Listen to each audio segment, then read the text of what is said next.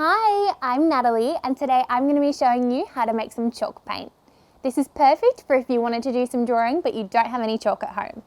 So what we're going to need to do this is we need a container, we need some dish soap, some spoons, paintbrushes, flour, a measuring cup, water. I've got a paver here because we're going to be making this into hopscotch, and I've got some food dye as well to add the colour. Okay, let's get started. So the first thing we're going to do is we're going to add some flour. So I'm going to measure out half a cup of flour into my measuring cup. There we go, just popping it in there. So I need 125, there we go. And I'm going to pop that into my container. Now I need half a cup of water. So let's measure that out. Oh, that's a bit too much. I'll pour it back in. Okay, and I'm going to pour that into my container too. I need a tablespoon of dish soap. Put that in. Just hold it above so if it drips everywhere, it just drips into the container. Bang that in. And finally, I'm going to add my colour. So I've got some green food dye here, and I'm going to put about 10 drops in. 4, 5, 6, 7, 8, 9, 10. There we go. If it's a little bit over, that's okay. It just means your colour is going to be brighter. So I'm going to take my spoon now and mix this all up. I'm going to take lots of mixing. Keep going. You want to get rid of all the lumps in your flour.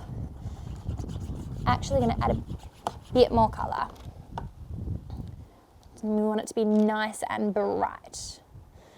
Keep going, lots of drops. Oh, this one's a bit hard to squeeze, that's okay. There we go. Put the lid back on and mix that all in. So it's going to take a bit of mixing, that's okay.